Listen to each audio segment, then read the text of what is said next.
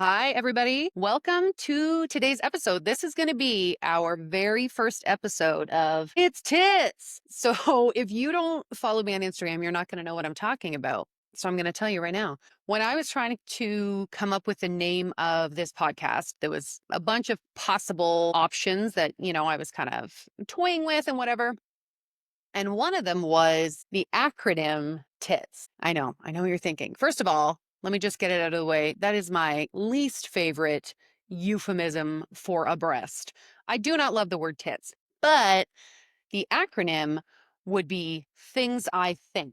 So originally I was like, maybe it's just going to be a podcast of, things that I'm thinking about and whatever. And then I thought, oh no, things I think, the acronym is TIT. And then if I put with Stacey with a tiny W, that's TITS. So here we are. This is going to be a segment of things I wish I knew about. Just smaller, short little segments of things that I'm thinking about, things I think with Stacey.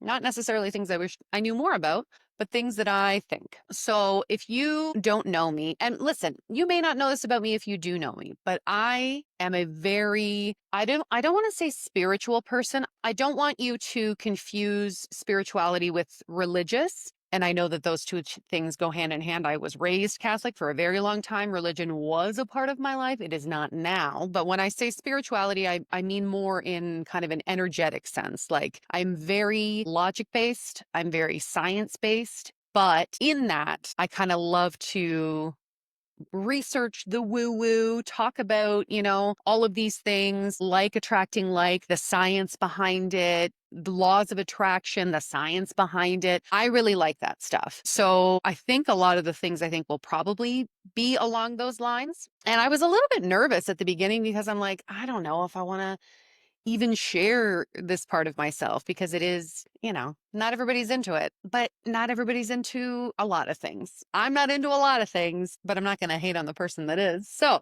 all that to say, that's kind of what these episodes may end up being about. Not always, but for the first little bit, I think that's what they're going to be. So if you're into that too, amazing. I hope you find these helpful and useful. And let's just talk about some things that I'm thinking about. So for the first tits episode, our short little blurb, I want to talk about the idea of recalibrating. So I have a tattoo.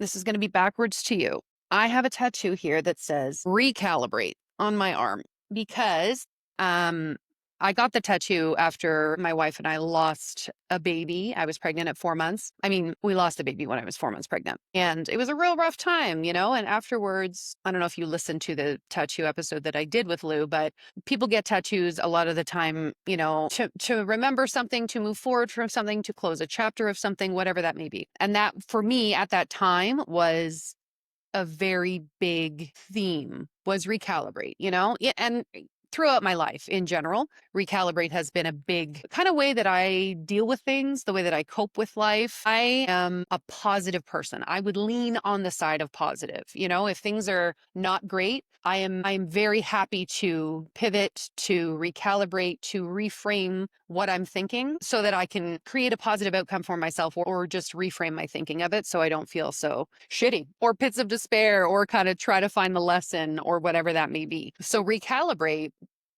has kind of become a theme in my life when there is any kind of, not necessarily negativity, but any kind of situation that needs adjustment. Because the word itself, recalibrate, means just that. It means to adjust, to redirect, to pivot. If you think about from a digital sense, if you have your phone, remember you'd have to recalibrate your phones sometimes. Do you remember that? Was it our phone? I don't know.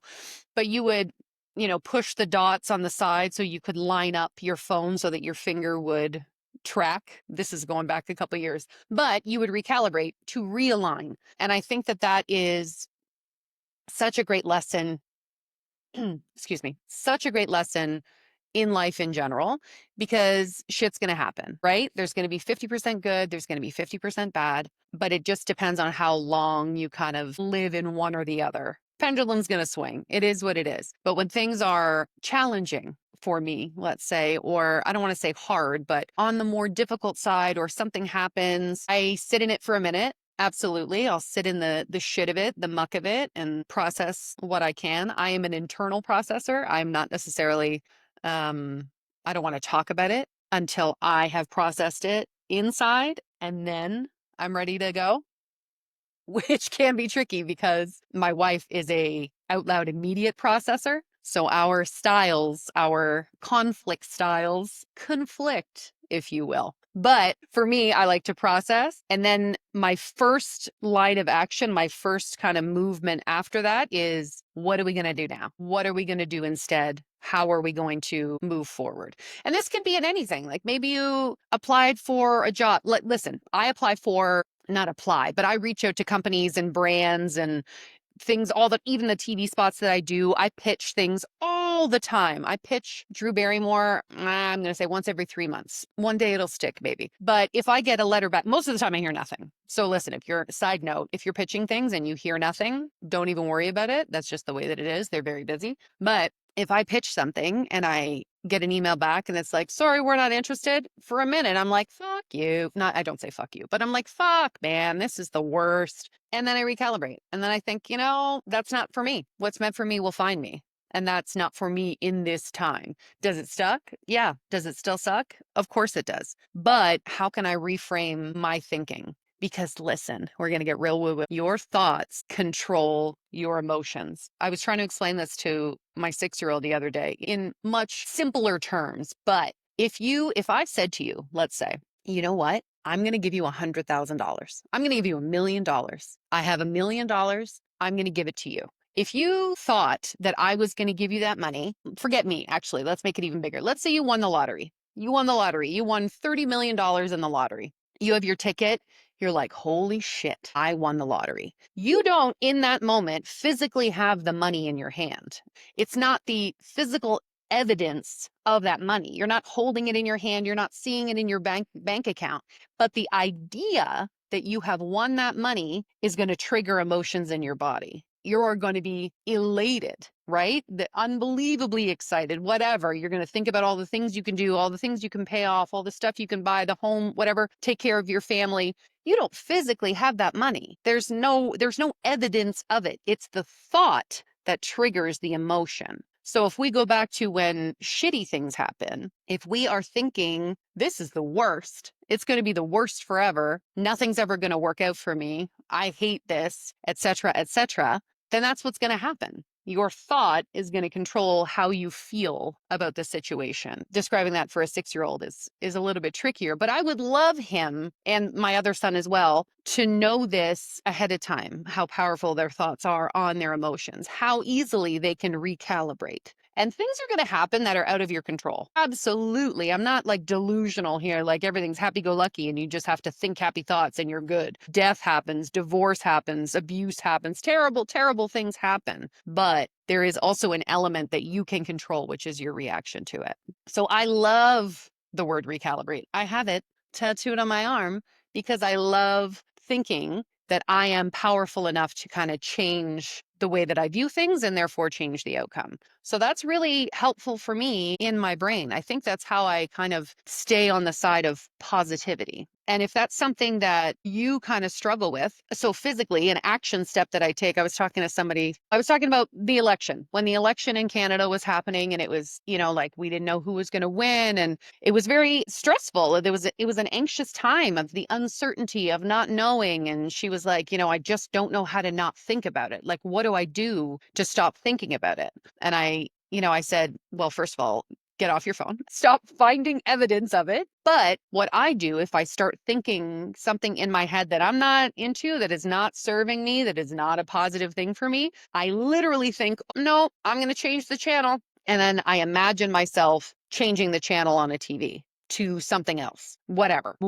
Maybe something physical in front of you is helpful. Like, oh, the trees are blooming. How beautiful. Oh, my lilacs are coming in. I love it so much. Oh, that rose bush back there that I just looked out my window and saw is beautiful and big and pink, right? I can recalibrate. I can change the channel in my head because I can do that because I'm so fucking powerful, because you are so fucking powerful with your thoughts. They don't control you. They can spiral sometimes, but you can change the channel. You can recalibrate. You can pivot.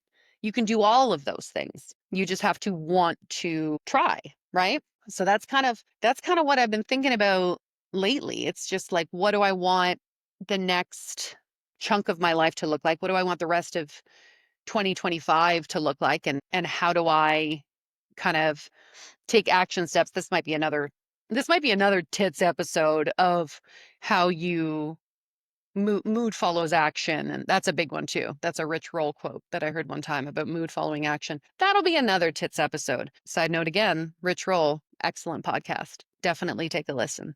But that's going to be it, I think, for today, guys. Just these TITS episodes. I'm so sorry they're called TITS, but I think maybe I'm going to do a little intro called TITS, and then you'll know that TITS is coming. We'll see. We'll see what that's going to look like. But that's going to be it for today's episode. I hope that you found this useful. If you're into this kind of thing, please share it with people. If anything that I've said to you kind of resonates, or you dig it, or you think other people might dig it as well, if it's just a little helpful bump in the middle of the week, amazing. Or beginning of the week, actually. I think we're going to do these on Mondays.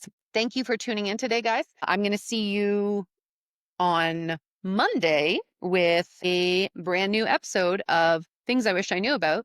But for now, thank you so much for listening, and I will talk to you guys soon.